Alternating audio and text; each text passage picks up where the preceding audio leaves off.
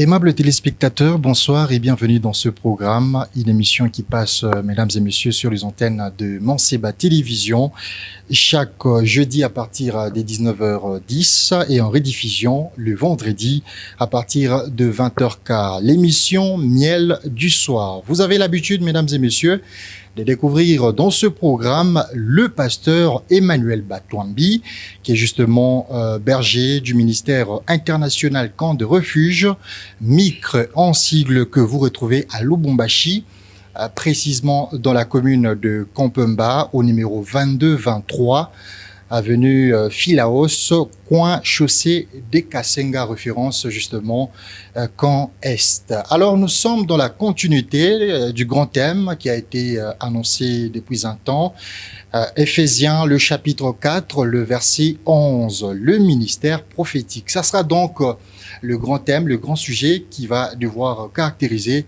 ce énième numéro de cette émission Miel du soir. Nous avons le pasteur Emmanuel Batouambi avec nous sur ce beau plateau à qui nous sommes en train de dire bonsoir, pasteur. Bonsoir, frère Shadrach. Alors, comment vous vous portez déjà? Le Seigneur nous fait grâce et nous tenons à juste par sa grâce. Alors, la santé également du ministère international Camp de Refuge. L'Église se porte bien et le Seigneur y met sa main.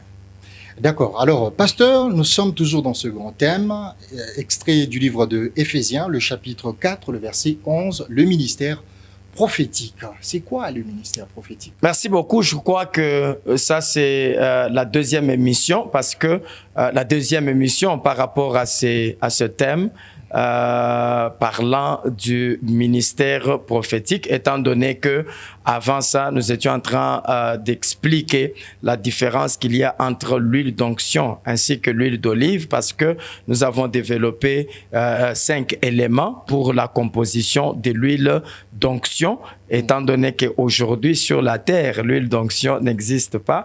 La vraie huile d'onction que nous avons, c'est Jésus-Christ et qui est le Saint-Esprit. Alors, touchant maintenant les thèmes ou les sujets sur les ministères prophétiques, nous avons dit la fois passée que nous devons faire la différence entre un prophète comme étant ministre de Dieu et un prophète. En fait, quelqu'un qui détient un don spirituel, parce que ce n'est pas tout le monde qui est appelé prophète. Ce n'est pas parce que je prophétise que je suis appelé prophète.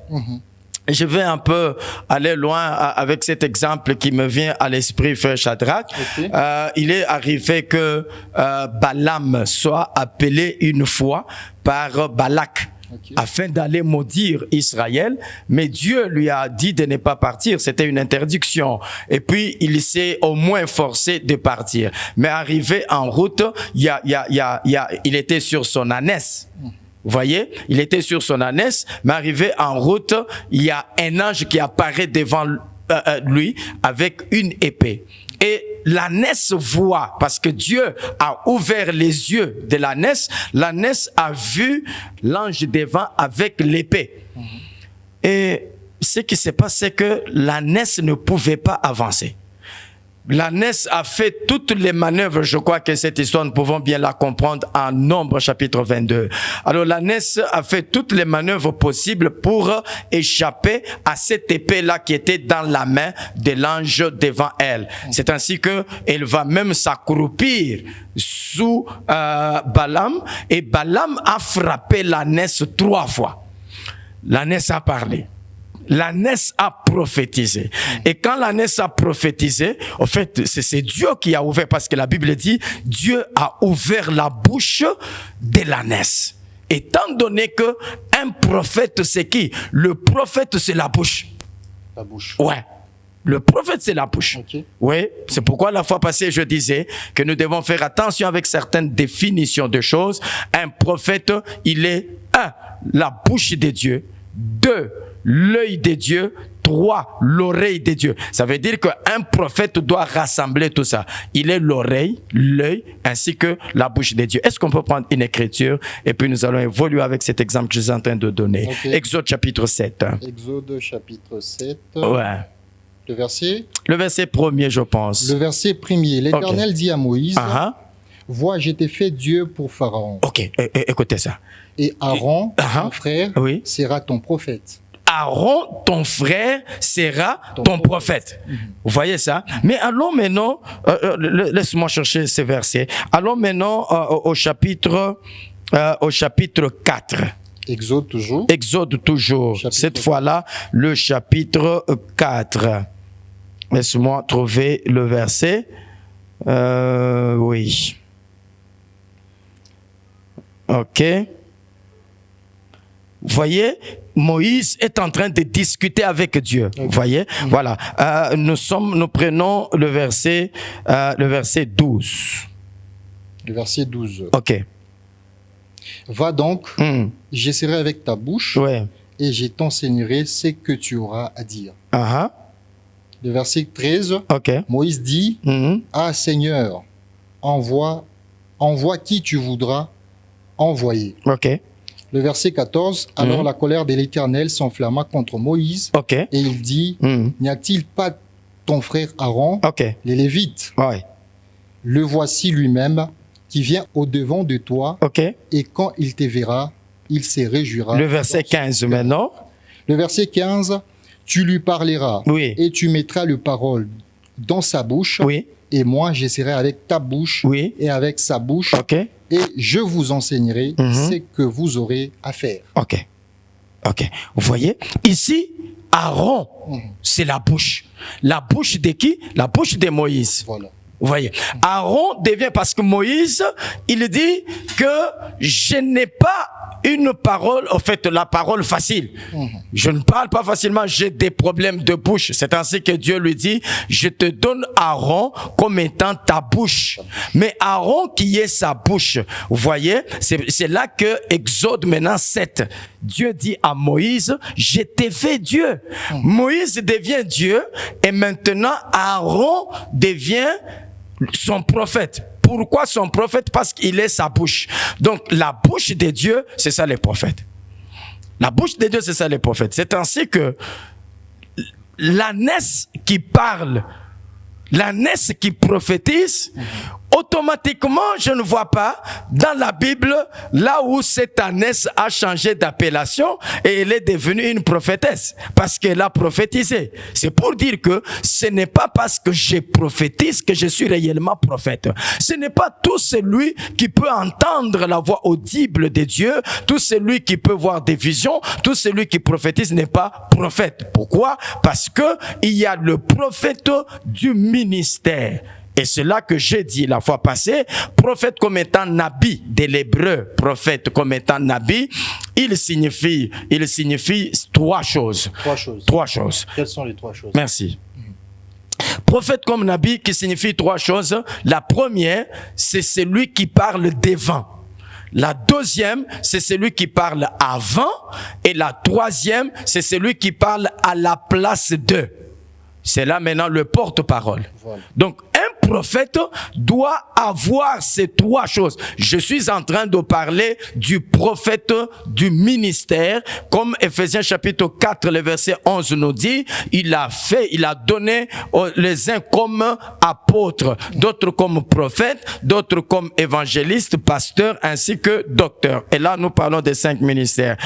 Frère Shadak, nous parlerons des 5 ministères un jour. Je crois que le Bumbashi sera béni. Oui. Alors, quand on prend maintenant, ces trois choses, le prophète du ministère doit avoir en lui ces trois choses. Ça doit être quelqu'un qui parle devant. Celui qui parle devant, il enseigne, il prêche. Deuxièmement, il doit être celui qui parle avant. Celui qui parle avant, il prédit l'avenir. Et troisièmement, il doit être celui qui parle à la place d'eux. Et pendant qu'il parle à la place d'eux, il est le porte-parole. C'est pour cette raison, on ne peut jamais parler d'un prophète s'il n'a pas le don de prêcher. Okay. On ne peut pas appeler quelqu'un prophète quand il ne peut pas enseigner. C'est pour cette raison, la fois passée, je disais, tous les 5 ministères sont inclus dans un seul ministère que nous appelons le ministère de la parole. Okay. Parce que un vrai apôtre est celui qui doit prêcher. Un vrai prophète, il doit prêcher. Un vrai évangéliste doit prêcher. Un vrai pasteur, d'ailleurs, les pasteurs, c'est pourquoi même quand nous prenons les chandeliers à 5 éléments, nous avons la tige, nous avons la base, nous avons la paume, nous avons la calice et nous avons toutes ces choses là-bas. Et ces choses que nous avons sont en train de parler aussi des ministères. Et quand vous voyez sur les chandeliers, il y a la pomme. La pomme, c'est les pasteurs. Ça montre qu'il doit nourrir.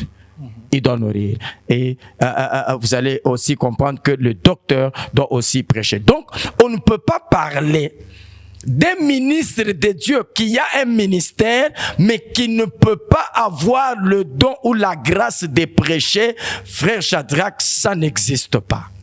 Ça n'existe pas. C'est pour cette raison que je dis, nous devons faire la différence entre les dons et les ministères, parce que un don ne peut pas diriger une église, mais un ministère peut diriger une église. Pourquoi? Parce que le don, lui aussi, il est pour l'édification de l'église. C'est pas parce que, en fait, vous voyez, quelqu'un qui a un don de prophétie, c'est quelqu'un qui peut facilement évoluer dans l'intercession.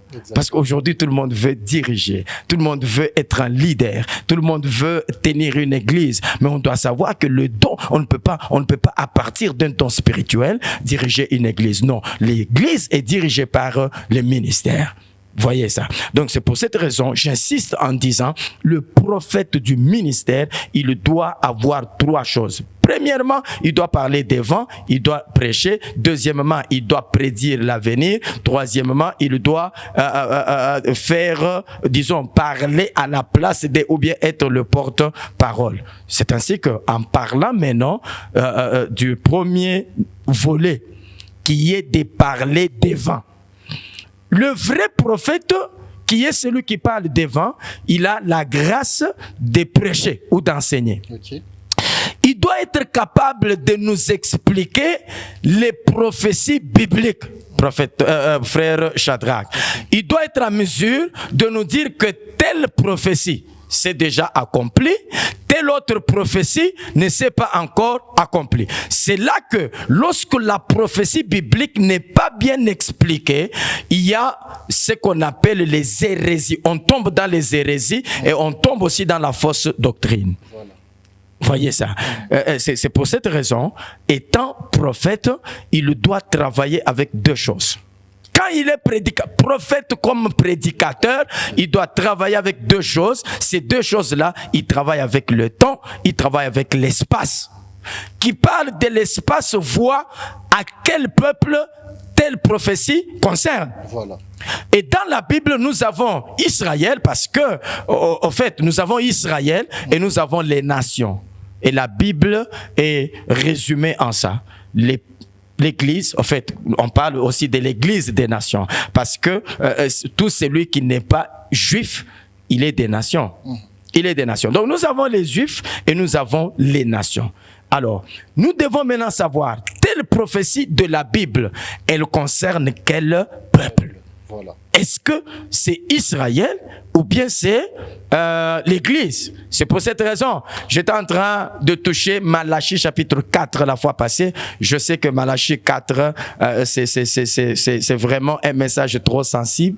Trop sensible. Un message trop sensible. Mais frère Shadrach, est-ce qu'on peut dire quelque chose sur Malachie chapitre 4? Malachie chapitre 4, le verset 1er. Deuxième. Ouais. Mais pour vous qui craignez mon nom, oui, s'élèvera le soleil de la justice, oui, et la guérison sera sous ses ailes. Vous sortirez, oui, et vous sauterez, ouais, comme le veau d'une étable. Et vous foulerez le méchant, car vous foulerez les méchants. Frère Shadrach, d'abord ici. Le verset 2e, oui, dit: pour vous qui craignez mon nom, s'élèvera le soleil de la justice. Ça veut dire que le soleil ne s'est pas encore levé. Voilà. Le soleil s'élèvera dans les futurs. Ici, ce message ne peut pas concerner l'église des nations. Voyez, ce message ne concerne pas l'église des nations. Pourquoi? Parce que aujourd'hui, le soleil de justice s'est déjà levé sur l'église. C'est Jésus-Christ qui est notre soleil de justice qui s'est déjà levé sur nous. C'est pourquoi je disais la fois passée que c'est nous qui sommes les Gabaonites. Pourquoi? Parce que Josué a arrêté le soleil sur Gabaon. On ne sait pas pourquoi. Josué a demandé à ce que le soleil s'arrête sur Gabaon. Lorsque vous lisez Juges chapitre 9, vous allez comprendre que Gabaon, c'est un peuple éloigné, un peuple qui vient de loin. Mais Éphésiens chapitre 2, l'apôtre Paul est en train de nous considérer, nous, en disant que nous étions jadis sans Dieu, éloignés. Nous étions éloignés. C'est nous qui sommes des Gabaonites. C'est pour dire que lorsque Josué arrête le soleil sur Gabaon, c'est que c'est Jésus-Christ qui s'arrête sur nous. Et vous n'avez jamais compris pourquoi Jésus est en route en train d'aller chez Jairus pour guérir sa fille qui était déjà morte. Cette fille a 12 ans. Je crois que vous connaissez l'histoire. La fille de Jairus a 12 ans et Jésus est en route pour aller ressusciter la fille de Jairus. Mais il n'a pas le programme de guérir la femme à la perte du sang. Et puis, ce qui est bizarre, c'est que cette femme est en train de perdre le sang pendant 12 ans, mais la fille qui est morte chez Jairus a aussi 12 ans. Vous voyez ça? Jairus est juif, mais cette femme, on ne nous donne pas son nom. Nous la prenons comme l'Église. Ça veut dire que pendant que Jésus est en route vers chez les Juifs l'ont rejeté. C'est ainsi que il s'est d'abord arrêté en route pour traiter les dossiers de la femme qui perdait le sang. Et après avoir terminé avec cette femme, c'est alors qu'il ira maintenant ressusciter la fille de Jairus, pour dire que jusqu'aujourd'hui, Jésus n'est pas chez les Juifs. Jésus est chez nous. Il traite d'abord avec nous. Il traite d'abord avec nous. Quand il finira avec nous, c'est alors qu'il ira finir avec Israël. Vous comprenez ça? Et les Écritures doivent être expliquées comme ça. C'est pour cette raison, la Bible dit, pour vous qui craignez mon nom, s'élèvera le soleil de justice. Le soleil s'élèvera sur Israël. Parce qu'aujourd'hui, pour Israël, Jésus est mort. Vous voyez? Voilà. C'est ça Joseph. C'est ça Joseph. Pourquoi? Parce que Joseph est en Égypte. Vous voyez? Quand Joseph est en Égypte, il est vivant. Mais en Canaan, Jacob a organisé les deuils. Il a pleuré. Vous voyez? Donc en Canaan c'est Israël. En Canaan, Joseph est mort. Mais en Égypte, Joseph est vivant. C'est ça Jésus-Christ qui est vivant chez nous aujourd'hui, mais chez les Juifs, il est mort. Ils attendent le Messie à venir. Pasteur, il y a une question qui me vient à l'esprit. En tout cas, on ne peut pas laisser cette question comme ça. Vraiment. Je sens que c'est une question qui est dans nos téléspectateurs. Parlant de Malachie 4, c'est un chapitre qui est attribué par une certaine religion à une personne. J'ai même peur. Allez-y. À une personne. Alors, est-ce que dans la Bible, on parle d'un prophète du temps de la fin? C'est Jésus. C'est Jésus. Avant même que vous ne puissiez aller loin, le prophète du temps de la fin, c'est Jésus. Malachie 4. Malachie 4. Mais la Bible dit, je vous enverrai Élie le prophète. Vous pensez que si Dieu veut parler de Shadrach, il va cacher Shadrach en Élie? Non. Non. Prenons une écriture. Deutéronome chapitre 18, le verset 15. Deutéronome chapitre 18. Le verset 15. Le verset 15e. Ok. Nous allons lire. L'Éternel ton Dieu. Oui. Te suscitera du milieu de toi, d'entre tes frères. J'aime beaucoup ça. Un prophète comme moi. Ok. Vous l'écouterez. Vous l'écoutez. Oh, frère Shadrach. L'Éternel ton Dieu te suscitera du milieu de ton frère un prophète comme moi, vous l'écouterez. Ici, c'est Moïse qui est en train de parler. Nous sommes en Exode chapitre 19. Là, ce sont les événements qui se déroulent au mont Sinaï. À Sinaï, il y a eu des tonnerres. Quand Dieu descendait, il y a eu des tonnerres. Il y a eu toutes ces choses là-bas. Israël a eu peur. Israël dit à Moïse, non. Cherche-nous un intermédiaire, un prophète. C'est lui par qui Dieu doit nous parler. Qu'il soit l'intermédiaire. Parce que nous ne voudrons pas écouter Dieu directement. Ça nous fait du bruit dans les oreilles. Quand Dieu parle, ce sont les tonnerres qu'on entend. C'est là que Moïse maintenant va dire à Israël, l'Éternel ton Dieu te suscitera un prophète comme moi et vous l'écouterez. Un prophète comme Moïse, ça signifie que ce prophète-là, il doit remplir certaines conditions ou certaines caractéristiques. Voilà. Il y a 4 choses qui sont liées à Moïse comme étant prophète. 4 choses. 4 choses. Ok. Ça veut dire que ces prophètes-là, il doit être comme Moïse.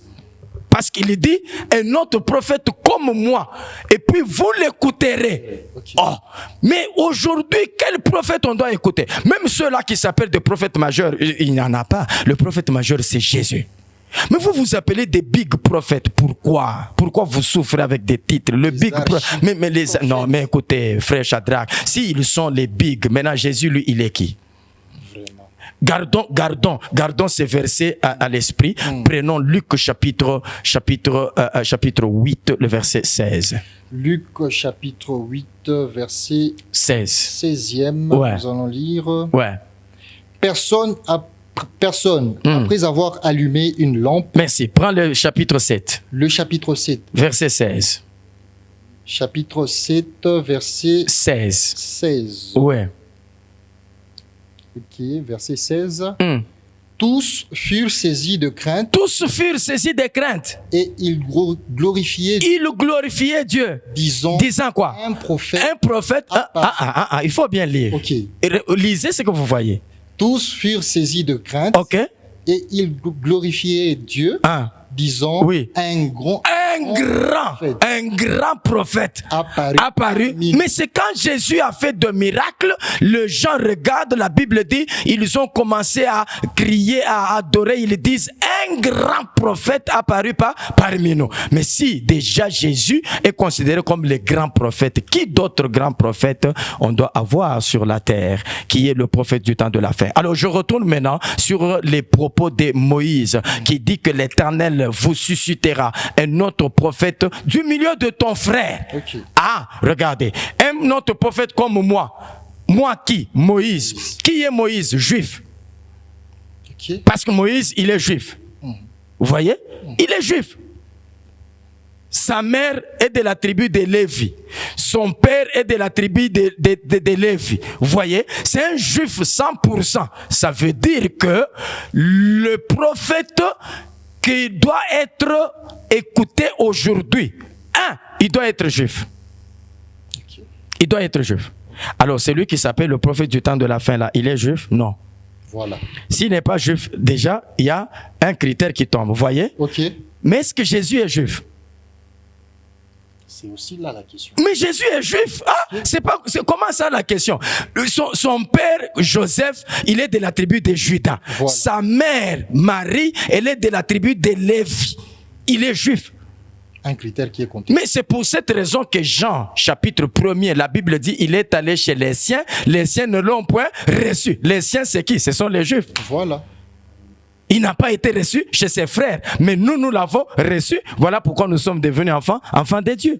C'est ainsi que la deuxième chose, Moïse, il est sacrificateur. Vous voyez? Troisièmement, Moïse était roi. Ça, les gens n'aiment pas entendre. Cherchons, est-ce que réellement Moïse était roi? Voilà. Moïse, prenons une écriture. Ok. Ouais. Prenons une écriture. Moïse était roi. Vous voyez? Moïse était roi. Parce que ce prophète-là, ce prophète-là, il doit être aussi roi. Vous voyez? Voilà. Il doit être aussi roi. Il doit remplir ces critères-là pour qu'il soit réellement... voilà. Prenons Deutéronome. Deutéronome. Chapitre 33. Chapitre 33. Ok. Prenons le verset 4. Le verset 4. Ok. Moïse nous a donné la loi. Ok. Héritage de l'assemblée de Jacob. Moïse nous a donné la loi. Héritage de quoi? De l'assemblée de Jacob. Verset 5 maintenant. Il était roi en Israël. Il était roi en Israël. Donc Moïse était roi en Israël. Ça veut dire que le prophète du temps de la fin là, aujourd'hui, il doit être juif. Okay. 2, il doit être roi. Deuxième critère. 3, il doit être sacrificateur. et 4, il doit être prophète. Ça fait 4 choses. Mais je vois Jésus était roi et il est roi, n'est-ce pas? Oui. Deuxièmement, Jésus était sacrificateur. Parce que la Bible dit en hébreu qu'il est sacrificateur selon l'ordre de Melchisédek. Troisièmement, Jésus est prophète. On venait de le lire. Vraiment. En Luc chapitre 7, verset 16, un grand prophète apparu parmi nous.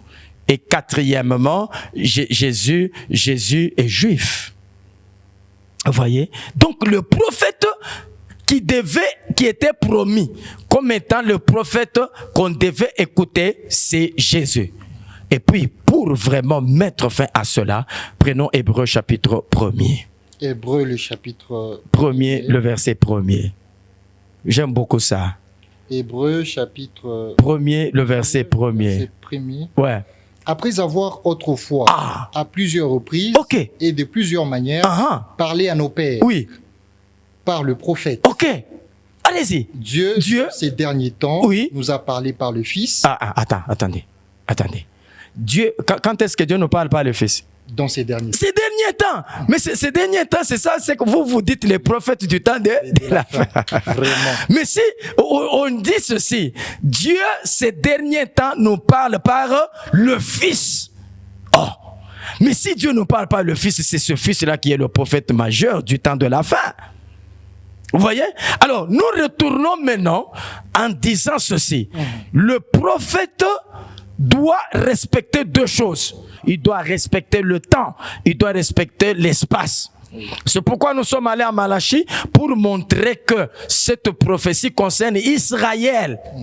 Ça concerne Israël. Pourquoi ça concerne Israël? Parce qu'on dit que l'Élie qui viendra, il prendra les cœurs des pères et il attachera aux enfants. Vous voyez? Pourquoi? Parce que la folie est attachée au cœur des enfants. C'est pour cette raison qu'il doit prendre les cœurs des pères. Mais combien de pères? Plusieurs pères. Mais nous n'avons pas plusieurs pères. Nous avons juste un seul père, qui est Jésus-Christ. Mesdames et messieurs, Miel du soir, une émission qui vous accorde la nourriture spirituelle et sur mesure. Pasteur, je crois, faute de temps, nous sommes pratiquement arrivés à la fin. En quelques secondes seulement, une petite conclusion et nous allons chuter par là. Merci. Nous sommes en train de parler du ministère prophétique. En parlant du ministère prophétique, nous disons que le prophète est celui qui doit expliquer la prophétie de la Bible, pas les visions. La prophétie de la Bible en respectant le temps ainsi que l'espace. Et ce n'est pas tout celui qui prophétise qui est appelé prophète, mais le prophète, c'est l'oreille, l'œil ainsi que la bouche des dieux. Il doit parler devant, il doit parler avant et il doit parler à la place d'eux. Merci beaucoup, pasteur Emmanuel Batouambi. Mesdames et messieurs, nous sommes arrivés à la fin de ce programme Miel du soir que vous découvrez sur les antennes de Montséba Télévision chaque jeudi à partir des 19h10 et en rediffusion le vendredi à 20h, car Shadrach Moulechi vous a présenté ce programme. Merci également à toute l'équipe qui nous a tenu compagnie. Le ministère international Camp des Refuges est situé au numéro 2223 de l'avenue croisement de l'avenue Philaos et chaussée des Kassenga dans la commune de Campemba, référence Camp Est. Aujourd'hui, nous étions dans le livre de Éphésiens, le chapitre 4, le verset 11e. En tout cas, le prochain rendez-vous est donc fixé pour la semaine prochaine. Merci beaucoup, pasteur. Merci.